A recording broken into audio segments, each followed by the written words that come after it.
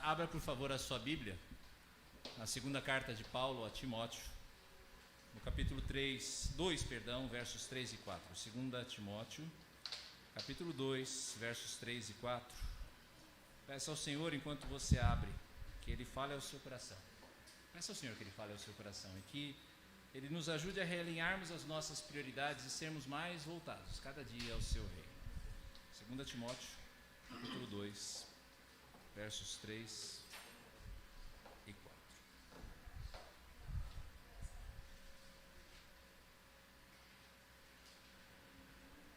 Participe dos meus sofrimentos como bom soldado de Cristo Jesus.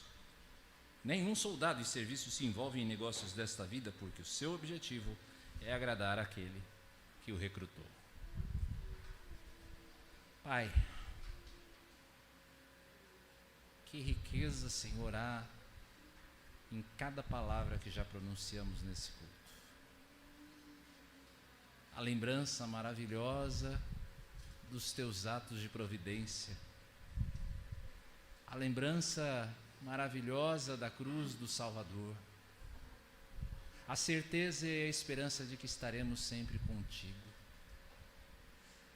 Que bom, Senhor, é nós sabermos que temos um tesouro nos aguardando nos céus, e que Tu já começas a dar aqui na terra para nós, ó Deus, vislumbres da glória que ainda está por vir. Mas confessamos, Senhor, às vezes ficamos tão embaraçados, a nossa vida está cheia de tanto entulho, que a visão das coisas melhores, ó Senhor, estão nubladas. Rogamos a Ti, Senhor, então, agora, nesta hora de exposição da Tua palavra, que Tu nos abras os olhos. Ajuda-nos a tirar qualquer obstáculo da frente e nós possamos ver e ouvir com clareza a respeito da Tua vontade para nós, do que o Senhor deseja, ó Pai, e de todas as bênçãos que vêm da obediência. Nós oramos a Ti, ó Pai Santo, pedindo a iluminação do Teu Espírito nesta hora, em nome do Senhor Jesus. Amém. O objetivo dessa série de mensagens que temos pregado, Jesus é o Senhor, é reforçar o legítimo direito de Cristo de governar cada aspecto das nossas vidas. É a famosa frase de Abraham Kuyper, que você vê aí na sua tela: não existe uma só polegada em todo o domínio da nossa vida humana, da qual Cristo, que é soberano de tudo, não proclame minha. Essa é a base da nossa visão de mundo, da nossa cosmovisão. Cristo é o Senhor de tudo. A Jesus foram dados todo o poder, toda a autoridade, todo o governo, todo o domínio nos céus, na terra e debaixo da terra. Jesus tem a prerrogativa de reclamar toda a nossa vida para si, especialmente daqueles que são o seu povo a quem Ele comprou com o seu próprio sangue. Eu e você não pertencemos mais a nós mesmos para nós desejarmos viver uma vida para os nossos próprios propósitos, a nossa própria maneira, uma vida vivida segundo as nossas regras. Nós meditamos nas últimas semanas a respeito do direito de Cristo sobre as nossas riquezas e sobre a nossa identidade na última semana. E hoje eu quero meditar com você, à luz desses 2 versículos, sobre as nossas prioridades. Se eu perguntasse a você agora, qual o seu objetivo de vida? Se eu fizesse essa pergunta a você, eu estou fazendo agora. É lógico que você não vai responder em voz audível aqui, mas aí no seu coração, qual é o seu objetivo de vida? Qual seria a sua resposta? Pais amorosos talvez respondessem que o seu alvo, o seu objetivo de vida é ver os filhos crescendo como pessoas de bem, responsáveis, bons cristãos. Um jovem que sai da faculdade agora talvez responda que o seu alvo é ser reconhecido na sua área. Mesmo igrejas locais como a nossa têm os seus objetivos: crescer a membresia em tantos %, abrir tantas e tantas congregações, expandir tais e tais ministérios. alcançar os objetivos, os alvos que cativam o nosso coração, valem o esforço, nós sabemos disso. Nós pagamos o preço por eles, para alcançarmos os nossos objetivos. Nós pagamos o preço, seja em dinheiro, seja em tempo, seja em energia. Dificuldades podem surgir, mas o nosso foco definido, onde nós queremos chegar, leva à perseverança, e a perseverança leva à conquista, Deus o permita. E é bom que se diga, todos os objetivos que nós mencionamos aqui são objetivos legítimos, mas é igualmente verdadeiro que mesmo objetivos bons e objetivos recomendáveis podem se tornar ídolos do coração. O escritor americano David Foster Wallace, já falecido, escreveu certa vez: não existe tal coisa, nas trincheiras do dia a dia da vida adulta, na verdade não existe ateísmo, não existe tal coisa como não adorar. Todo mundo adora.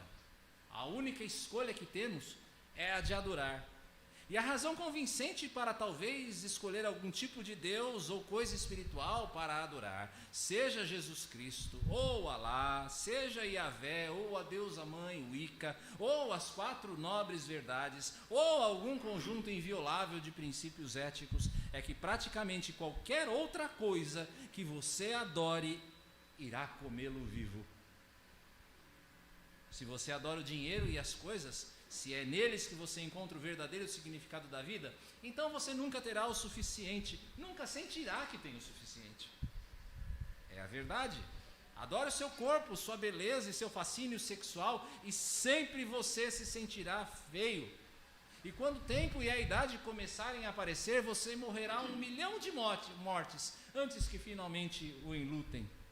Por um lado, todos nós já sabemos dessas coisas. Foi codificado como mitos, provérbios, clichês, epigramas, parábolas, o esqueleto de toda a grande história. O truque é manter a verdade bem presente na consciência diária. Fecha aspas. Como então eu e você podemos manter uma relação saudável com os nossos objetivos e prioridades? Como nós podemos nos manter focados em alcançar os nossos sonhos, os nossos propósitos, sem estabelecer com esses sonhos e propósitos uma relação de idolatria que descaracterize a sua legitimidade? Paulo vai responder a essa questão nesses 2 versículos que nós lemos aqui. Há um objetivo maior a ser alcançado, um objetivo que encampa todos os outros objetivos. Há uma meta-história, uma história acima de todas as histórias, que precisa ser o nosso foco e pela qual eu e você, nós devemos estar dispostos a pagar o preço, seja ele qual for. Há um objetivo maior. Segundo Timóteo, é o testamento espiritual do apóstolo Paulo. Paulo está preso em Roma. Ele ainda tem expectativas, é claro que o Senhor o livre, como das outras vezes em que ele esteve preso, mas a percepção do apóstolo é de que chegou o momento da sua partida. Paulo sabe que ele vai ser executado. Mas o tom da carta, talvez eu e você estivéssemos absolutamente amedrontados ou entristecidos, mas o tom da carta não é um tom sombrio, não é um tom angustiado. Paulo se vê como o soldado que já travou o bom combate e que agora está prestes a receber o seu prêmio das mãos do seu rei.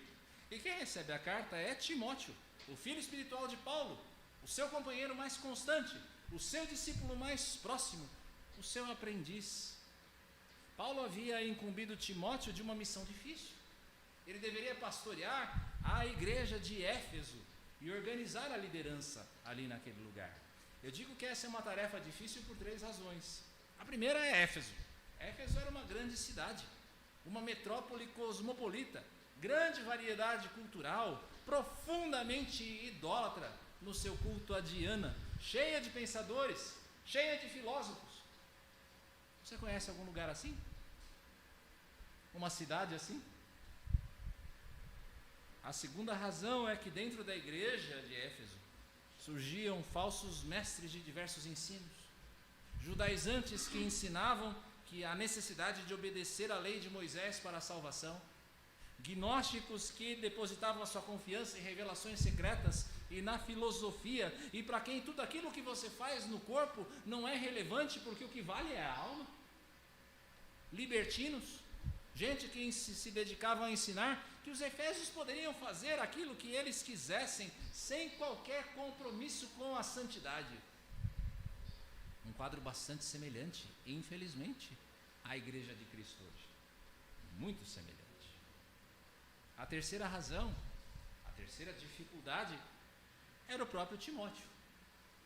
Ele era um pastor jovem, com pouca experiência em conduzir um trabalho dessa monta por si mesmo. Para piorar, a personalidade de Timóteo não era uma personalidade combativa. Timóteo tinha uma natureza tímida, retraída, algo que você percebe nas entrelinhas da carta. Todos esses fatores acendiam uma luz amarela no coração de Paulo. Timóteo poderia fraquejar na sua fé. Timóteo poderia se envergonhar do seu professor, Paulo. Timóteo poderia ceder à tentação de abrir mão, de abrir espaço aos falsos ensinos. Por isso, Paulo lembra Timóteo de quem nós somos na verdade. Quem é você, Timóteo? Paulo, para falar disso nessa sessão, vai usar 3 metáforas. O cristão, diz Paulo, é como um atleta. É alguém que corre segundo as normas, que não recebe o prêmio se não correr assim. Segundo, o apóstolo diz que o cristão é como um lavrador. Ele é o primeiro a provar dos frutos do seu trabalho. Mas hoje eu quero me debruçar com você na primeira dessas 3 metáforas. Paulo lembra a Timóteo que ele, Timóteo, que eu sou, que você é, que todos nós somos um soldado de Cristo. Olá? Somos todos soldados de Cristo Jesus. Eu e você, todos nós somos soldados de Cristo Jesus. E o que é que essa metáfora tem a ver com as nossas prioridades, com as suas prioridades? Simples. Essa metáfora define para nós o que é prioritário. É a grande prioridade sobre todas as outras. É a meta-história sobre todas as pequenas histórias. Nós vamos considerar a resiliência do soldado, a disciplina do soldado e o propósito do soldado. Resiliência, disciplina e propósito do soldado. Paulo escreve a Timóteo, primeiro falando da resiliência do soldado. Paulo escreve a Timóteo: participe dos meus sofrimentos como um bom soldado de Cristo Jesus. Dê uma olhada no verso 3. Participe dos meus sofrimentos como um bom soldado de Cristo Jesus. Note que o sofrimento na luta do cristão não é um sofrimento solitário. Paulo diz: participe, participe, diz Paulo, do mesmo modo que eu, Paulo, participo dos sofrimentos de Cristo. É claro que quando Paulo diz que nós partilhamos o sofrimento de Cristo, ele não está dizendo dos sofrimentos redentores de Cristo. Cristo sofreu de uma maneira que nem eu, nem você, nem qualquer pessoa nesse mundo jamais poderá sofrer. Mas nós participamos do sofrimento de Cristo nas suas afrontas. Nós participamos dos sofrimentos de Cristo na rejeição que ele sofreu. Assim como Jesus, eu e você também somos chamados a levar as cargas uns dos outros, a nos suportar, a nos exortar, a nos animar, a orar uns pelos outros. Nós recebemos esse chamado da parte de Cristo Jesus. O soldado cristão também sabe que o seu combate implica em sofrimento. Um soldado cristão precisa ser realista. Nessa carta nós temos Paulo se apresentando como um modelo nesse aspecto. Ele diz nesse mesmo 2º capítulo: é por ele que eu estou sofrendo até algemas como malfeitor. Mas a palavra de Deus não está algemada. Paulo, ele fala que eu estou sofrendo, mas ele se delonga mais nos seus sofrimentos lá na segunda carta aos Coríntios, capítulo 11, versos 23 a 29. Pode abrir para mim? Segunda carta aos Coríntios, capítulo 11, versos 23 a 29. Veja só a lista dos sofrimentos de Paulo. Eu pergunto se cada um de nós aqui, na metade desse sofrimento, já não teria desistido. Veja só. 2 aos Coríntios, capítulo 11, versos 23 a 29, falando a respeito dos falsos ministros de Cristo. São ministros de Cristo, falando como se estivesse fora de mim, afirmo que eu ainda sou mais. Em trabalhos muito mais, em prisões muito mais, em açoites sem medida, em perigos de morte muitas vezes. 5 vezes recebi dos judeus 40 açoites menos 1. 3 vezes fui açoitado com varas, 1 vez fui apedrejado, 3 vezes naufraguei, fiquei uma noite e um dia boiando em alto mar, em viagens muitas vezes, em perigos de rios, em perigos de assaltantes. Preste atenção quantos perigos, ok? Em perigos de rios, em perigos de assaltantes, em perigo entre patrícios, em perigos entre gentios, em perigos na cidade, em perigos no deserto, em perigos no mar, em perigos entre falsos irmãos, em trabalhos e fadigas, em vigílias muitas vezes, em fome e sede, em jejuns, muitas vezes em frio e nudez. Além das coisas exteriores, ainda pesa sobre mim diariamente a preocupação com todas as igrejas. Quem enfraquece que eu também não enfraqueça? Quem se escandalize que eu também não fique indignado? Quanto esse homem de Deus sofreu pela causa do Evangelho? E agora que ele está prestes a enfrentar o sofrimento final antes da glória, ele escreve a Timóteo, e ele escreve a mim, e ele escreve a você: participe dos meus sofrimentos. Um soldado de Cristo não pode ser tímido. Tímido no sentido do amedrontado. Eu não estou falando aqui da timidez de personalidade que alguns de nós temos. Mas nós não podemos ser covardes. Um soldado de Cristo não pode ser tímido. Um soldado de Cristo não pode ter casca fina. Um soldado de Cristo não pode retroceder diante da ameaça. Um soldado de Cristo precisa ser resiliente, precisa ser forte, e não forte porque ele é forte, mas porque ele sabe quem está com ele, e ele sabe quem peleja por ele. Não tome o sofrimento nesta vida, meus irmãos, meu irmão, minha irmã, como alguma coisa inesperada. Primeiro, porque o sofrimento faz parte da ordem caída. A dor faz parte desse mundo desde que nós abrimos as portas para o pecado. E se você é alguém que deseja seguir a Cristo, espere por muito mais sofrimento. Todos os que desejarem viver piedosamente serão perseguidos. Jesus nos alertou de que nós seríamos injuriados, perseguidos, presos, mortos pelo nome dele. Ele nos avisou antes de partir que o mundo o odiou, então o mundo também nos odiaria.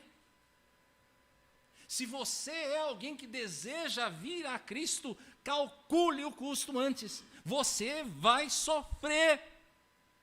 Você vai sofrer.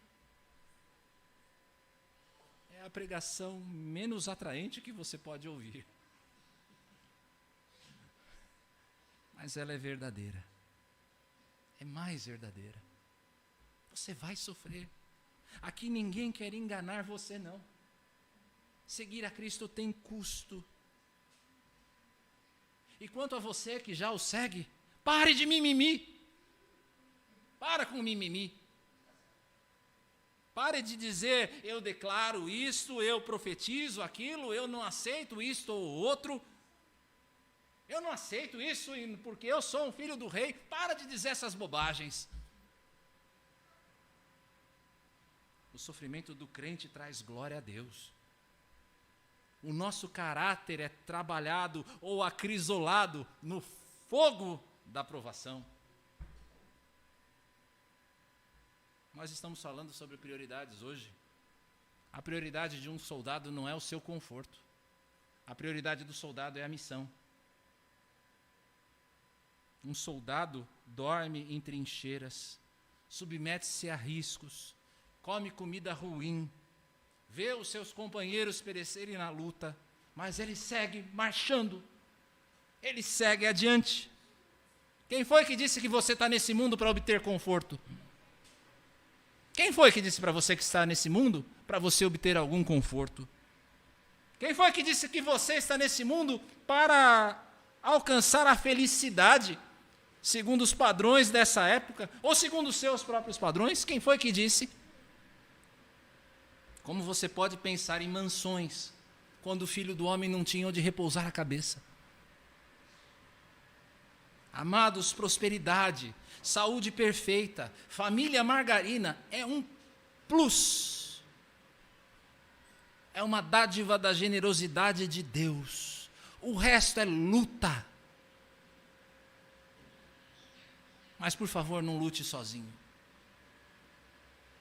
Permita que a igreja participe dos seus sofrimentos.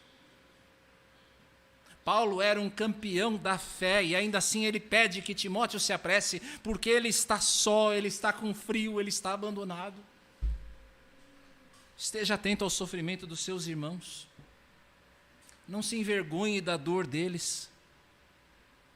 Soldado às vezes tem que carregar os feridos nas costas. Carregue o seu irmão ferido.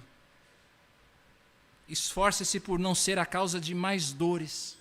E eu sei, a igreja, muitas vezes, a igreja local faz com que eu e você soframos ainda mais. Você já chega machucado e a igreja te machuca ainda mais. Eu sei disso. Mas no que compete a você, seja infatigável no bem. Paciente com os fracos. Seja firme com os soberbos. Seja uma bênção. Seja uma bênção. E partilhe da bênção de nós sermos um exército de soldados. O soldado de Cristo é resiliente diante do sofrimento. Paulo segue para exortar Timóteo a ter foco na sua missão. Falemos da disciplina do soldado. A segunda característica de um bom soldado de Cristo é a disciplina. No verso 4 nós lemos: nenhum soldado em serviço se envolve em negócios desta vida. Nenhum soldado em serviço se envolve em negócios dessa vida. Paulo já é um soldado prestes a findar o seu trabalho, ele está prestes a ser executado. Mas Timóteo não. Timóteo é um guerreiro em serviço. Timóteo é um guerreiro em serviço. Timóteo não é apenas um soldado em prontidão. Você não é apenas um soldado em prontidão. Assim como Timóteo, você não é um reservista. Timóteo está no campo de batalha. Você está no campo de batalha. As bombas estão explodindo, os tiros passam raspando, algumas vezes eles te atingem. Cheiro de morte por todos os lados, pedaços de companheiros ao redor. Timóteo é um guerreiro no meio de uma luta encarniçada contra um inimigo poderoso. E assim você é também, assim somos nós. A vida do crente, meus irmãos, não é um parque de diversões, é um campo de batalha. As flechas inflamadas do inimigo tentam nos acertar, existem traidores no nosso meio. Nós enfrentamos afrontas, nós enfrentamos escárnio, nós enfrentamos o desdém dos homens. Alguns daqueles que marchavam conosco agora estão no chão, abatidos pela incredulidade ou pelo engano do pecado. Alguns não suportando o calor do combate, ou eles se escondem nas trincheiras da igreja e ficam ali quietinhos no canto deles. Ou então eles simplesmente desertam e voltam para o conforto do lar mundano. É bom lembrar aqui, essa luta não é contra carne e sangue. Nós não estamos lutando contra pessoas. Nós não estamos lutando contra instituições. A nossa luta é contra principados e potestades. É contra a influência do pecado que nos ataca por dentro. É contra as sutilezas e as sugestões do maligno. É contra todo um sistema de pensamento que se coloca contra tudo que se chama Deus. Essa é a nossa luta. E o que é que um soldado em combate faz? O que é que um soldado na linha de frente faz? Se diverte jogando cartas? Fica chorando com saudades da amada que ficou em casa? O soldado em luta, ele está focado. Ele está atento aos movimentos do inimigo. Ele está atento a si mesmo. Ele está atento à sua munição, aos seus armamentos. Um soldado que está em combate está atento nas ordens do seu comandante. Por quê? Porque se o soldado perde o foco, ele morre. A melhor tradução para o verbo envolver, que nós vemos aqui nesse verso 4, é o da NVI. Nenhum soldado se embaraça com os negócios desse mundo. Você conhece o conceito. Sabe quando alguém chama você para um jantar, para um programa, e você responde: eu não vou poder ir, desculpa, eu estou todo enrolado. Esse é o sentido aqui. Estou todo enrolado.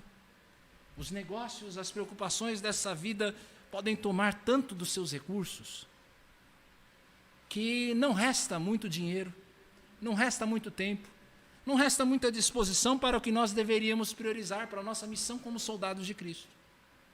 Às vezes você está tão preocupado com as coisas dessa vida, com o que você precisa fazer, com como você vai pagar as contas amanhã, com como você vai pensar a sua carreira, em como você vai pensar nos seus filhos, que não resta espaço para aquilo que é mais importante, aquilo que você deveria priorizar. Entenda bem, quando eu digo que é para você manter o foco na sua missão, eu não estou dizendo que você não deva cumprir com seus compromissos. Nem todos, é claro, somos chamados ao ministério integral da palavra, por exemplo. E mesmo os pastores como eu, têm outros compromissos. São maridos, pais. O filho fica doente, precisa levar para o médico. Precisa pensar em como vão pagar todos os boletos no final do mês. Por vezes, pastores precisam trabalhar em outros ofícios para sustentar o ministério. Isso acontece. O que importa aqui, e essa é a lição aqui, sobre manter o foco, o que importa é o seu mindset. É que você mantenha o foco, que aquilo que você faz para o reino. Que você é um soldado de Cristo onde Deus colocou você. Você está no seu trabalho, trabalhe como um soldado do reino, porque você sabe a quem serve. Você está cuidando da sua família, seja então um pai ou uma mãe que ensinam, que educam como soldados do reino, preparando outros soldadinhos. Santifique a sua esposa se você é marido. Se você é marido, santifique a sua esposa. Cuide dela como um general cuida do seu exército, entregando-se por ele, tomando a frente, dando direção. E como a igreja de Cristo sofre por causa de homens fracos, eu tenho nos alertado isso já há algum tempo, e é preciso que eu continue a falar disso. A igreja de Cristo sofre muitas vezes, as nossas mulheres sofrem, os nossos filhos sofrem, porque faltam homens que sejam homens dentro das nossas casas, soldados de Cristo dentro dos nossos lares, educando os nossos filhos a serem bons soldados de Jesus. Você que é mulher, seja uma boa soldado de Cristo. Auxilie o seu marido como um soldado de Jesus, alguém que se submete à direção amorosa do seu comandante, não o seu marido, mas Cristo, rumo à vitória. Você está na sua escola? Meus caros jovens, ou quase jovens que estão aqui, está na sua universidade? Sirva como um soldado de Jesus nas trincheiras do meio acadêmico. Nunca bons soldados de Cristo foram tão necessários nesse ambiente, não é verdade? Nunca eles foram tão necessários, você ter bons soldados de Cristo nos bancos das escolas. Sabe por que tantas vezes o seu coração se mostra ansioso? Na maioria das vezes, é porque falta a você foco. Falta a você foco e o seu coração fica ansioso.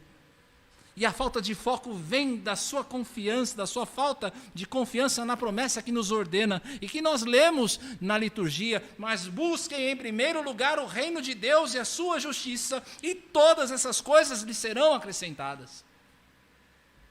Se o seu foco for o reino de Deus e a sua justiça, o foco do reino será cuidar de você. Será cuidar da sua família. Será cuidar da sua casa. Repito, se o seu foco for o reino de Deus e a justiça do reino de Deus, o foco do reino vai ser cuidar de você. Mas se o seu foco for você mesmo e a sua família, você vai falhar tanto com a sua família quanto com o reino. Faça a prova do Senhor. Faça a prova do Senhor. Se isso não é verdadeiro. Coloque o Senhor em primeiro lugar. Seja um bom soldado de Cristo. Não se deixe sufocar com os negócios desta vida. Confie no Senhor, faça o bem, e o mais Ele fará. Aqui uma palavra aos nossos irmãos já de mais idade. Falamos que todos nós somos soldados em serviço. E você só será um soldado de serviço até o último dia da sua vida.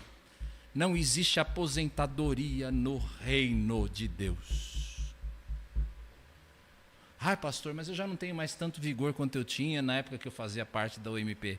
Eu entendo, meu irmão, mas você pode ser útil dentro do reino de Deus, testemunhando para as pessoas ao seu redor, colaborando nos ministérios da igreja naquilo que você pode colaborar, orando pelo seu pastor que tanto necessita. Você pode ser uma bênção. A sua aposentadoria não é nesse mundo, a sua aposentadoria é na glória. Se você não chegou na glória, você ainda é um soldado em serviço. O bom soldado de Cristo é resiliente no sofrimento, é disciplinado na sua missão. Mas que missão é essa que nós temos falado desde o início? Que missão é esta? Qual é a missão? Qual é o propósito do soldado cristão? Qual é o propósito do soldado cristão em exercitar resiliência e disciplina? Por que é que nós precisamos ter resiliência e disciplina? A resposta está no final do verso 4. Final do verso 4. O seu objetivo. O objetivo do soldado cristão é agradar aquele que o recrutou. Vamos começar pelo óbvio?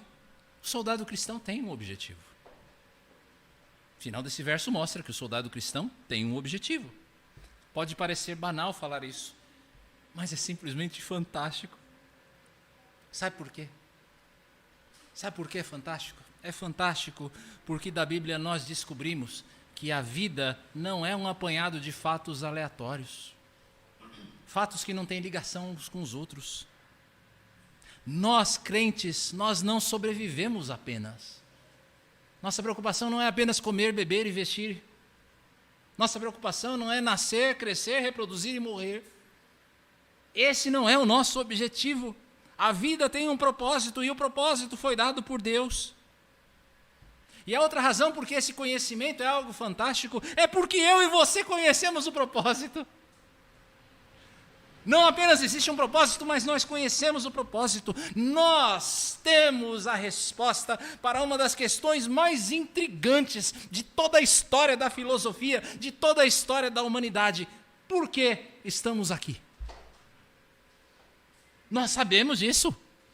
Nós temos a resposta para essa pergunta. Por que é que nós estamos aqui?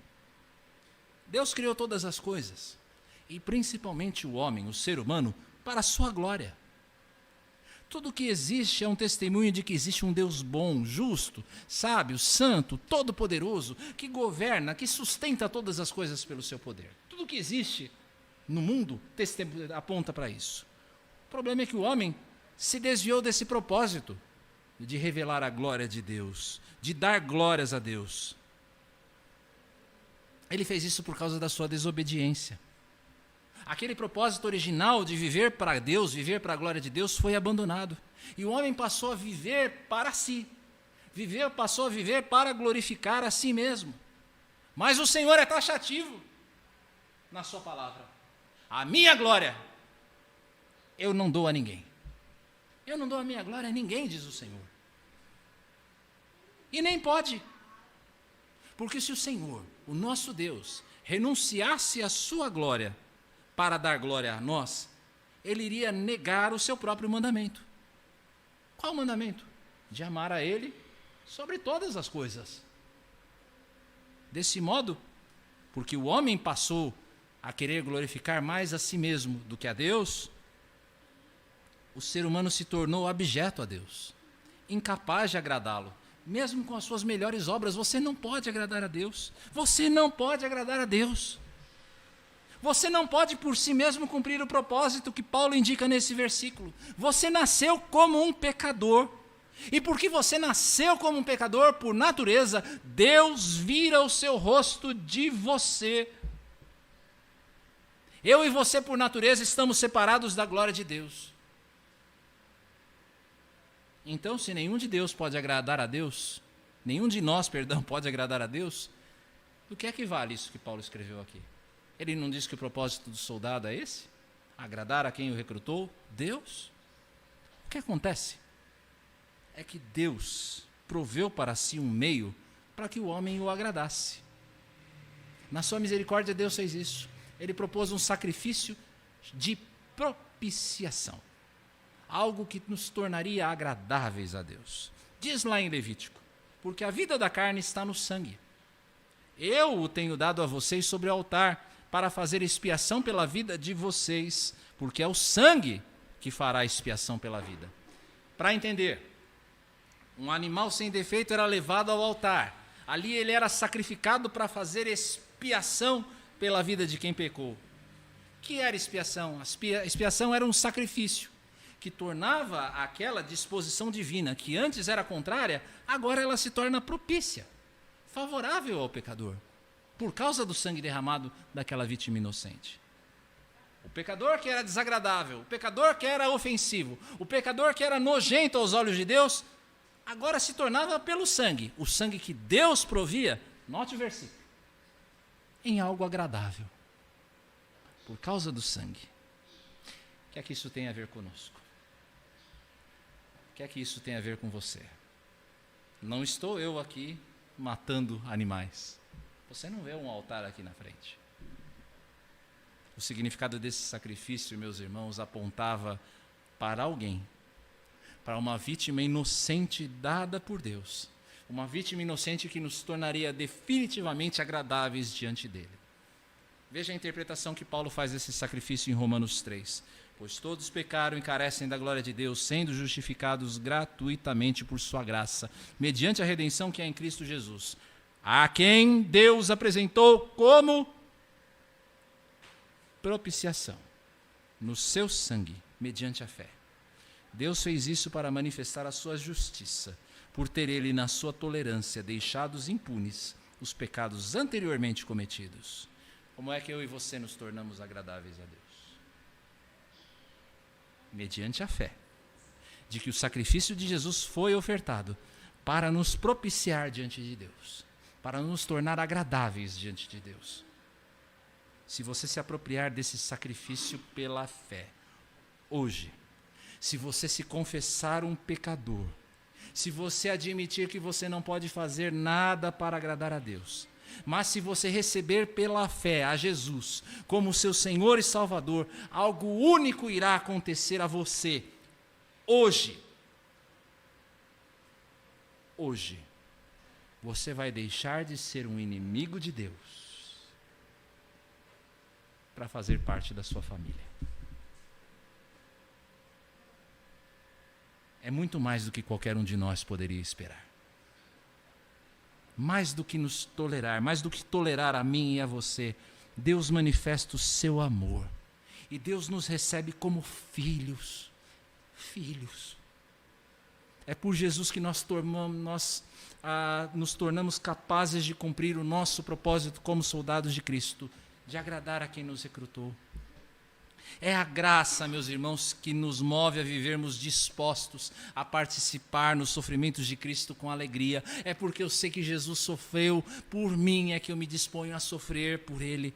É a graça que nos motiva à disciplina. Como é que eu poderia não ter como prioridade a vontade de quem tanto me amou a ponto de dar a sua vida por mim? Nós não pertencemos mais a nós mesmos. Você não pertence mais a si mesmos, mas você pertence a quem comprou você pelo seu sangue.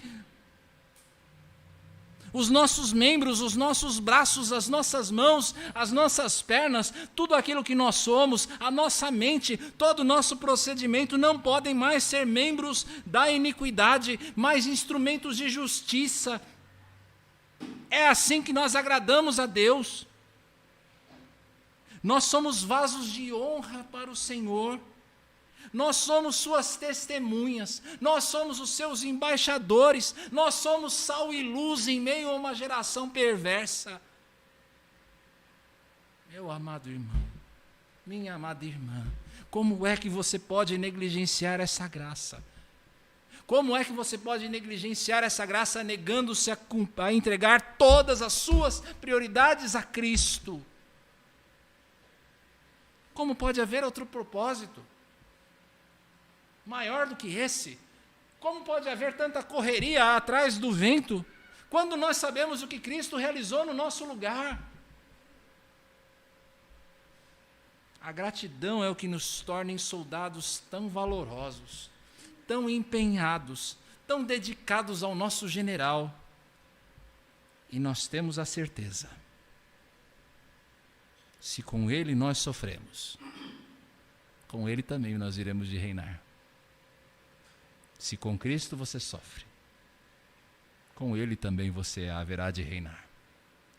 Vamos orar? Senhor amado, quando meditamos na tua graça tão grande, que nos entregou Jesus Cristo, que lutou por nós, a mais horrenda, a mais cruenta de todas as batalhas que alguém poderia enfrentar. Quando nós pensamos nos sofrimentos do Senhor Jesus e na sua vida perfeita, oferecida como um tributo a Ti, Senhor. Deus querido, como podemos não consagrar a nossa vida, o nosso ser, as nossas prioridades a Ti? Todos os nossos sonhos, todos os nossos desejos. Como podemos, ó Senhor, colocar como alvos máximos da nossa vida filho, famílias, carreira, dinheiro, sucesso material, reconhecimento, glória, quando somos soldados teus, comprados por sangue, recrutados a preço de sangue?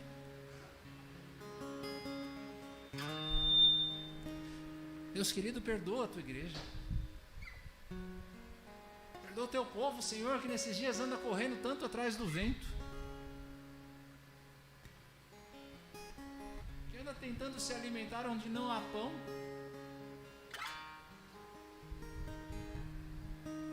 tão esquecida, Senhor, do seu propósito, tão esquecida do seu tesouro, tão esquecida da urgência do tempo. Nós não estamos apenas falando da igreja num sentido geral, não. Estamos falando num sentido específico desta igreja.